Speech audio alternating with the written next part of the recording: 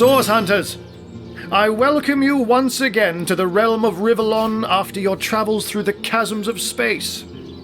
Nice to have found a shelter, wouldn't you agree, where you can come to no harm. I know the imp historian has told you about his agent on Rivellon, and that agent is I. So now that you know of the alliance between me and Sir Zigzax, let us turn to the business at hand. Starstone. And I'll be delighted to give it. Dark webs are being woven around these parts, and it is my firm belief starstones are the flies the sorcerer spiders are trying to catch. It can therefore hardly be a coincidence that Councilor Jake was a collector of the stones we seek. His foul murder and the plight of dying time must somehow be interconnected. That means the task you have been given remains crucial. Find the assassin that did away with Jake, for you're bound to stumble upon Starstone along the way.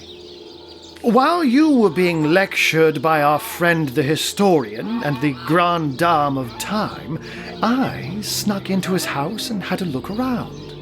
The advantage of being a cat, you know. You go where you please with impunity. And sometimes the lady of the house even rewards you with a slice of fresh herring. That's where I saw them in a cabinet. Mere slivers, but specks of starstones nonetheless. They lay there, silent and innocent. Though don't we all long for a sanctuary where our worldly troubles can be held at bay? A bed or a basket so snug it becomes, in a word, safety. But perhaps I speak only for myself, not for veterans such as yourselves that by necessity call any patch of ground they rest upon home. Like any cat worth its salt, though, I deeply cherish a secret refuge unbeknownst to anyone. To be able to repose without a care is such a precious circumstance, save it all too seldomly. Let me phrase it like Zigzax might. A universe without time is like a pen without ink. A pointless instrument stripped of the potential of creation. It is void. It is death. It is nothing. I'll not pretend to have all the answers, all that I understand, all that is happening here and out there among the stars, but I do know I'd rather err on the side of caution. If Zigzax worries, I worry. We are talking about a creature, after all, that has reclined among the divines as nonchalantly as you and I laze beside the hearths of home. I met him first, a long time ago, out in the wastes of Youthful Gore. He wondered aloud what on earth a cat was doing out there in the scorching desert, then shared what little food and water he had with him. So I told him who I was and showed him my human form. He laughed and marveled and told me stories about his travels. In the end, he even shared his great sorrow with me. The unspeakable thing you saw through his looking lens. I was awed and frightened, but swore to help him in any way I could. As of now, that includes helping the two of you. Oh, before you go, here, take this teleporter pyramid. A handy toy indeed that Zigzax asked me to give to you. You'll need the other one too if you want to make use of its powers, but alas, I seem to have misplaced it. Don't worry though. Use this one here and it'll take you straight to its twin. Now that this matter has been settled, hunters, I shall detain you no longer. But rest assured, I'll do my share of hunting too. So if you spot a white cat during your travels, do stop to say hello. How intolerable it is to think that all the knowledge of the world is being gathered by an imp. A creature that is no more than the result of a demon's bowel movement imbued with the breath of life. And yet I am a tad jealous of that jabbering little jester. To know all. It is a consummation devoutly to be wished.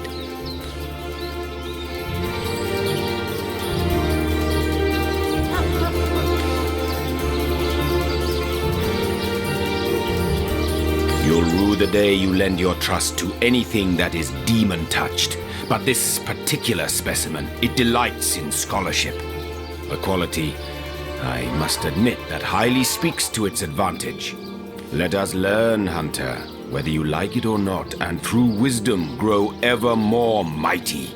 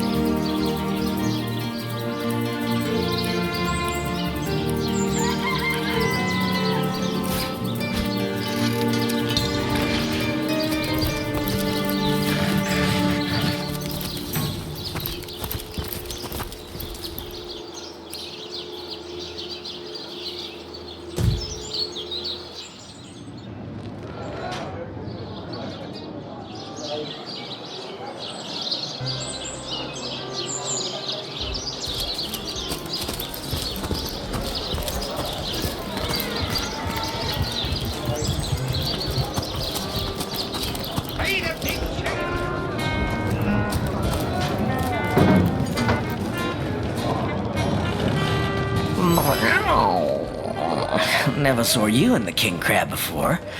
You're welcome to scratch me behind the ears if you like. I won't scratch back. I am Unsinkable Sam. At least that's what they call me around here. Used to be a ship's cat, but the clipper I was on sank, and I was the only one to wrestle himself free from the waves. The people here were kind and took me in, being the king crab's foremost patron ever since. A magnificent ship she was. Used to belong to a pirate, I was told. Unlike me, she didn't prove to be unsinkable, though. We hit the cliffs right neath the lighthouse. Not very apt a name for that building, I must say, for no light was shining from it. The moment I hit the water, I writhed around like I would on a hot tin roof. By some miracle, I managed to reach the beach, covered in kelp and smelling worse than a fish's funeral parlor. But I was alive, and that was more than anybody else could say. So I was. What friends I had, they drowned alongside the rats I used to hunt in the galley. And there I was, all alone. Not that I have it bad here, mind you. I've milk and fish aplenty. Most folks will pet me kindly, and when one of the village girls holds me tight against her ample bosom, I purr up a storm. But I do long for a companion of my own kind, and in that regard, there is no one like Maxine. Maxine, the mayor's darling pet. So gentle, so fair a feline. The grace of her whiskers, the subtle palette of dyes in her sable coat. She's one of a kind, that cat. She likes me. I know she does. But when I declare my love, she backs away. I don't know why. I've serenaded her and braved many a bucket of water for my efforts. But for some reason, she is not to be swayed. By all means. People make a fuss about them because they endanger the lands around the city. They never bother me when I'm out for my monthly walk, though. But still, I do detest them. I mean, they're so unnatural, aren't they? Cats can have 9 lives, but humans are only entitled to 1. Oh, don't mention orcs to me. Worse than dogs, that lot. Sank Walrus Willie's boat right from under him. Best anchovy fisher in the world he was. A loss to us all.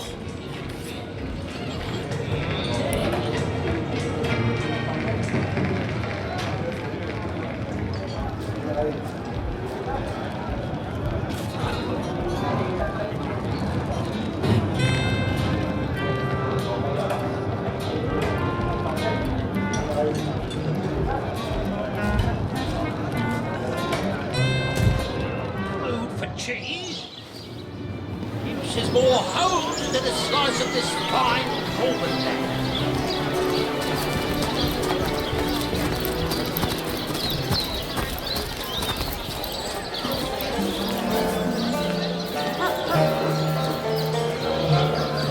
On the move for cheese. Golly gosh! One who flaunts the highways and byways of silly old Cyseal with the easy elegance of a puss with her tail in the air. I do declare such a sight is rather rare around here. But where are my manners? I am Maxine, and you must be one of those hunters one hears so much about. Charmed, I'm sure. I'm the mayor's cat, don't you know? Born and raised on velvets and viands of most exquisite varieties. Maxine rhymes with queen, after all, and dearest. That is hardly a coincidence. But of course, darling, be my guest. Oh, this quaint little town is a tad too parochial for one of my more urbane tastes. But one has to make do, hasn't one? The fresh sea air does go to great lengths to invigorate one's spirit, that much I'll admit. And it is rather jolly to watch the ships sail in laden with all kinds of exotic wares, full of the little treats the mayor likes to spoil me with. Darling man, he dotes on me so. Heavens forbid! No, fear is rather too strong a term there, hunter dearest. The predator's instinct is a trait we share, you and I, and though those rancid ramblers may not be quite as easy to put to the claw as mice are, I assure you they are just as easily outwitted. Oh, he's a darling old Tom, isn't he? Paws over tails in love with me, and who can blame him? The feeling's, well, it's rather mutual, actually. But that pet of a puss simply doesn't have a penny to his name.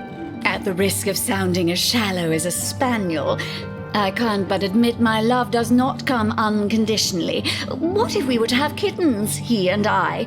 They'd jolly well starve, wouldn't they, with an alley cat for a papa? Oh dear Sam, he's such a good old bean. But he does rather reside at the bottom of the scratching pole, doesn't he? And dear me, one must have at least a mite of standards.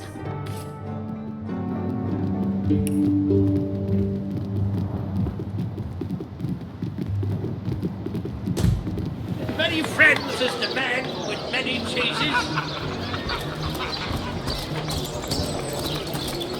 Fresh haddock. Perfect for wild.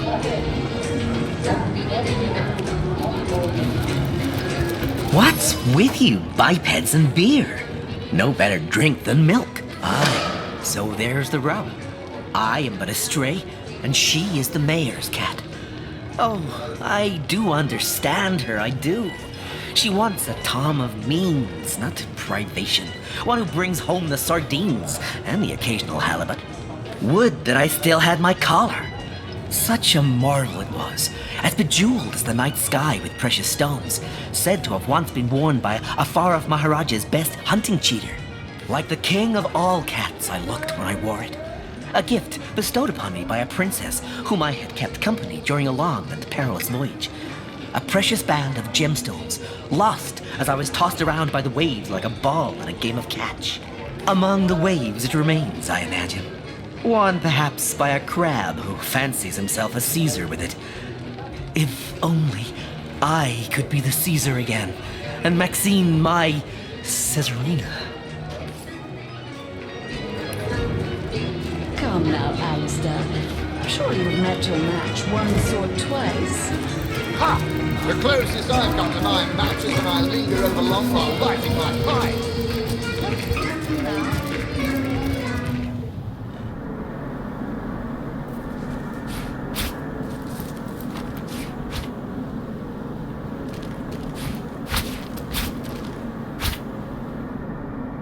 Looking good.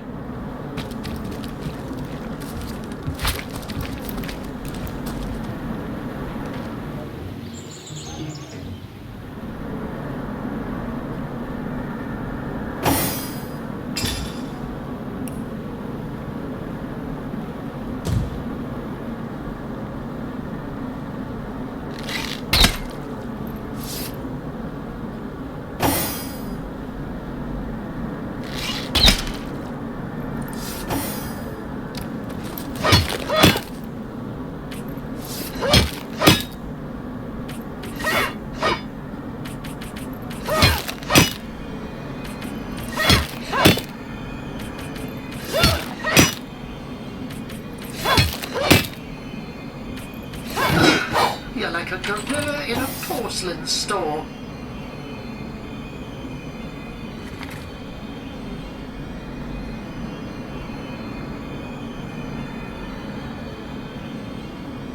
It's official. The Duke of Ferrol is the worst poet in Rivellon. In his defense, not much rhymes with murder. And so we meet yet another adulterous harpy. No doubt she's guilty as sin. A Wolverine would have a more forgiving fuse.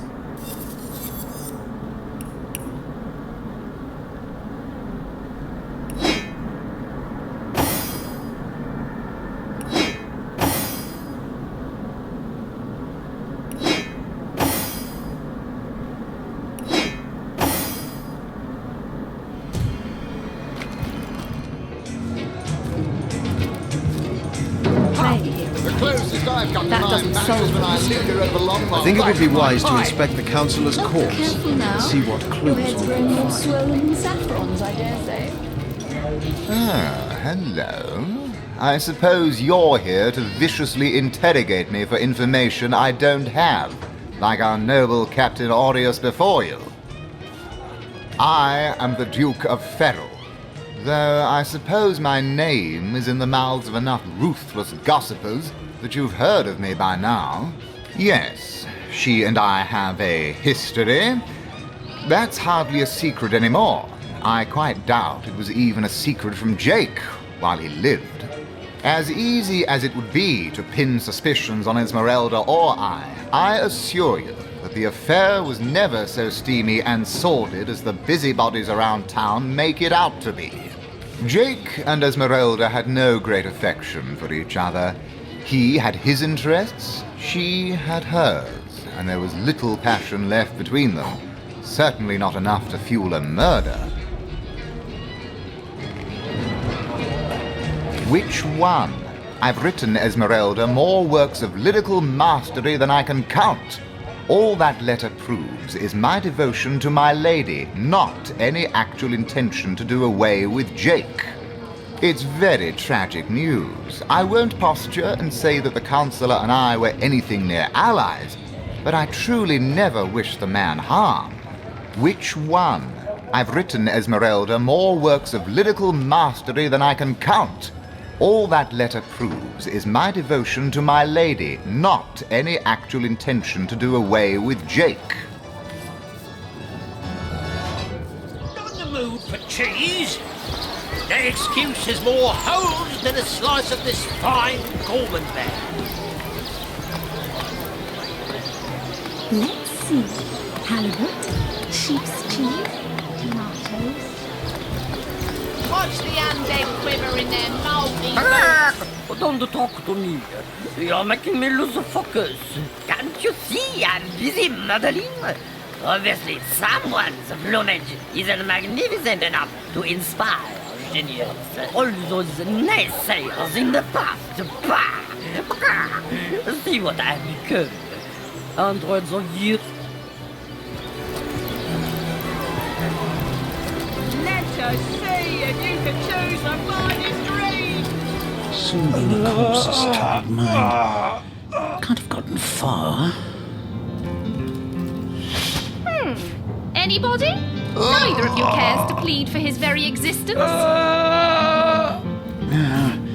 That tone, soothing a corpse's troubled mind. Can't have gotten far. Anybody? Neither of you cares to plead for his very existence.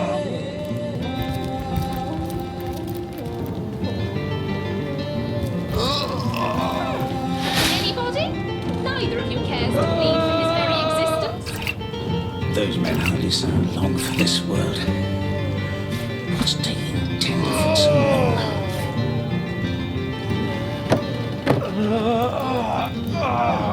Anybody? Nothing but rubbish. Neither of you cares to plead for his very existence.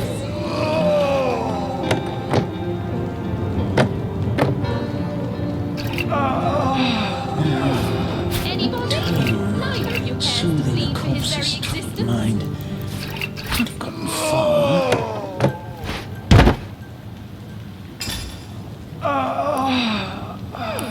Anybody? Neither of you cares to plead for his very existence.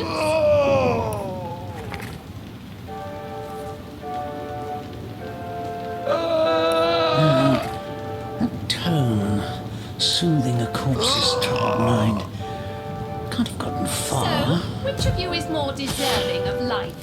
Come, make your case. But if one were to reduce the quantity of skull dust by a percentage of 2, perhaps the stability could be increased by as much as 3-fold.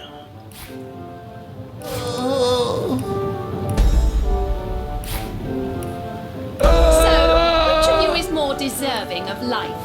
Come, make your case.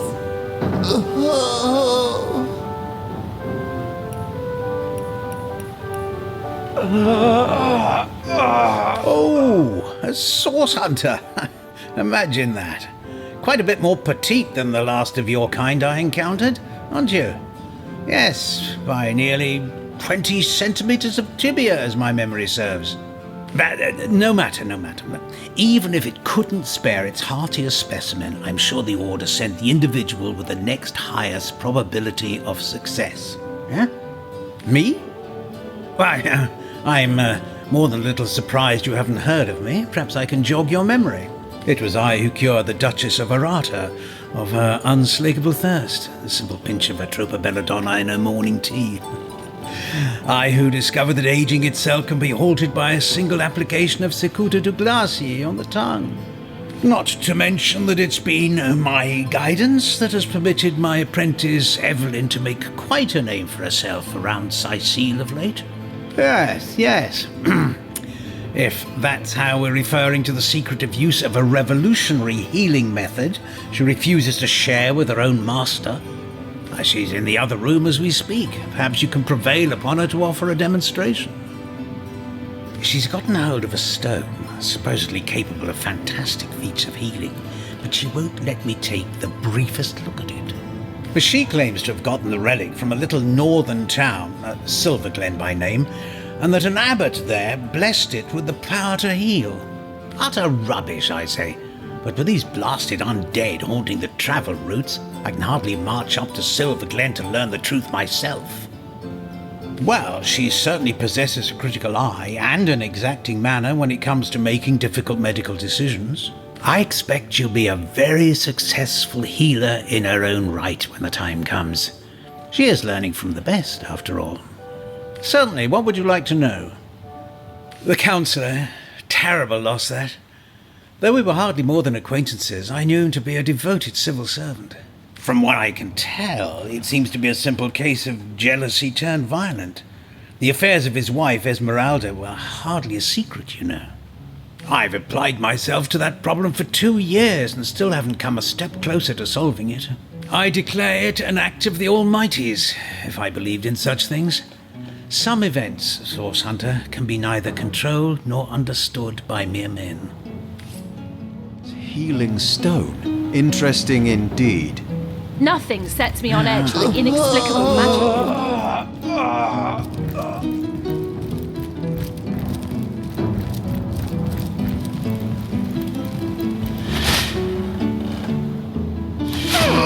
Anybody?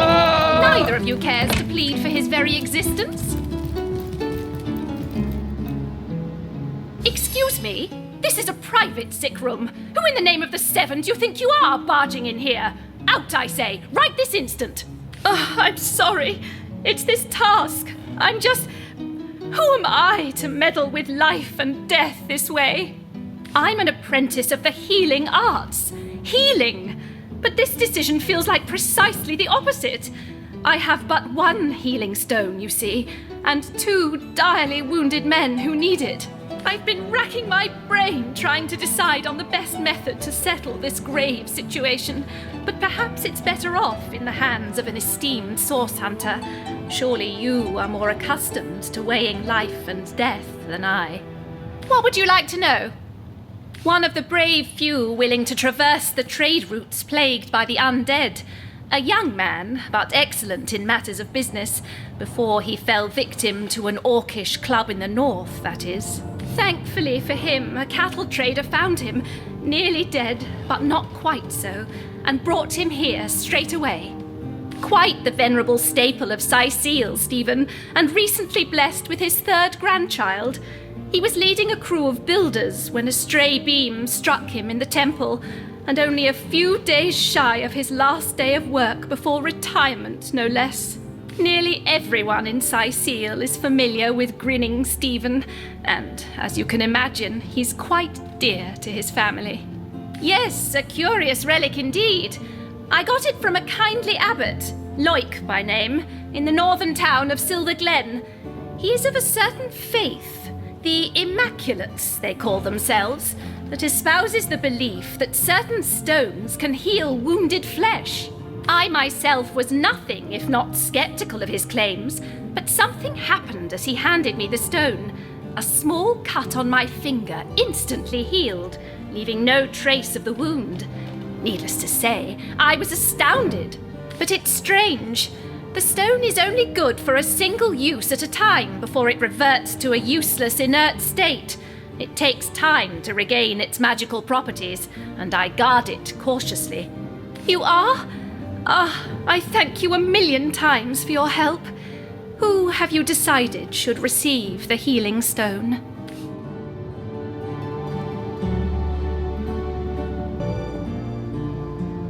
Boris's life has just begun. We can't cut it short now. He should receive the stone.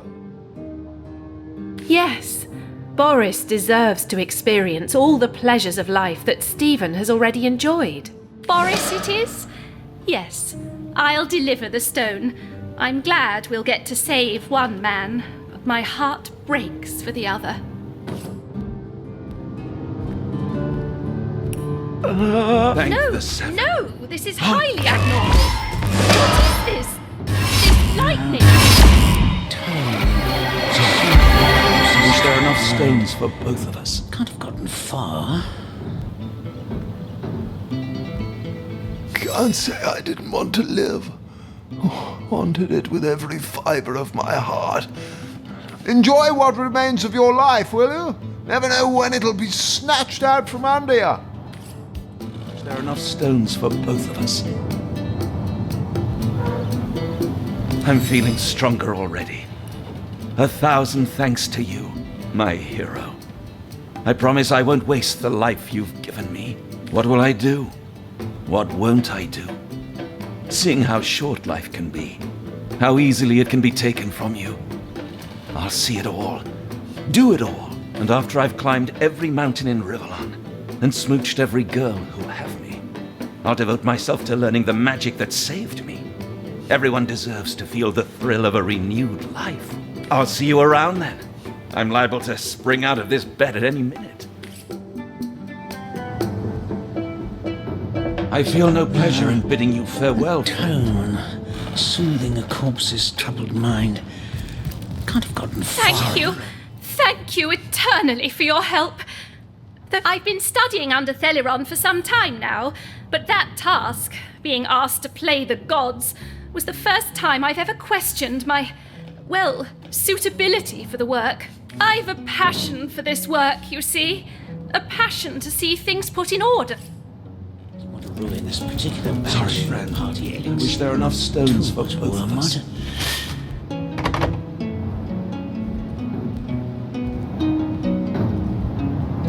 I don't know what I did to deserve this, but I'm beyond grateful. Good day to you. I'm straight. I'm true. Harry's by the cousins. There are enough stones for both of us.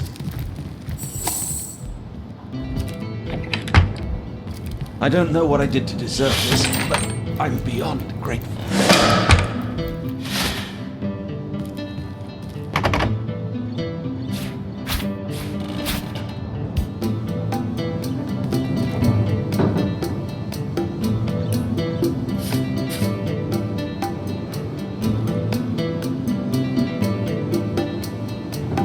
I don't know what I did to deserve this, but I'm beyond grateful.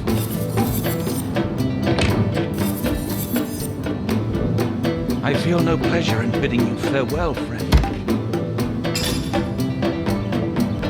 She realized soon enough that a little party tricks hardly make out. Sorry, friend. I wish there were enough stones for both of us.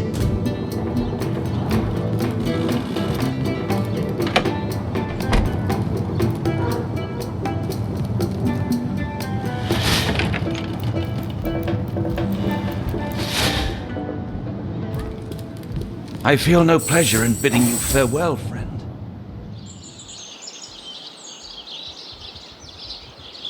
I don't know what I did to deserve this, but...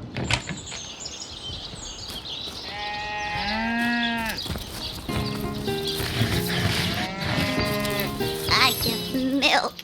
I give wool. And what do I get in return? One way or another, they always try to fleece me. Well, what's this I've spotted? Moo! Don't disturb Master Thelyron now. He's been so busy.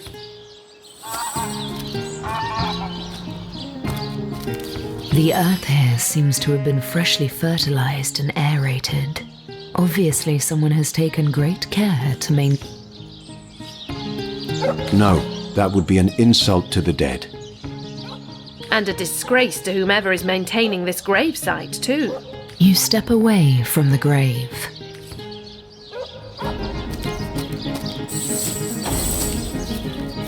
Ma! If you think black sheep are weird, try weird sheep.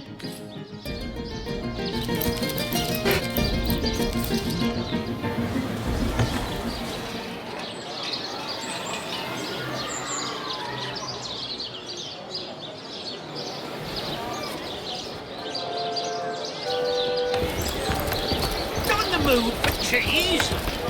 The excuse is more holes than a slice of this fine almond bear.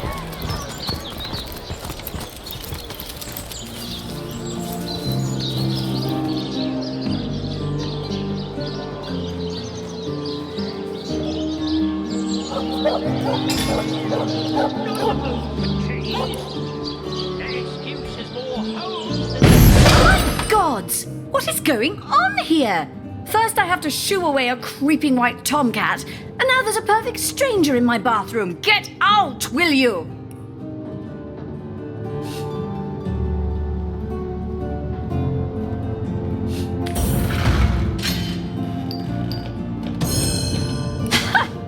Go ahead then. See if I'll be intimidated by a brute.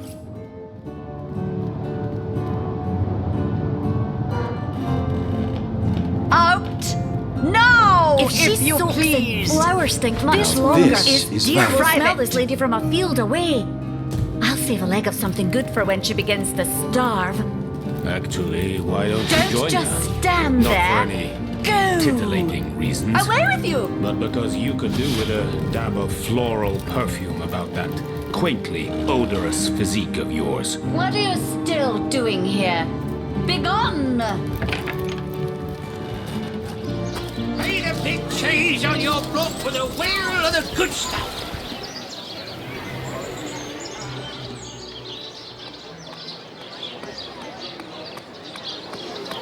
Owen has as many friends as the man with many cheeses. Bleeding waste, standing here without so much as a piglet in the pen. Up here.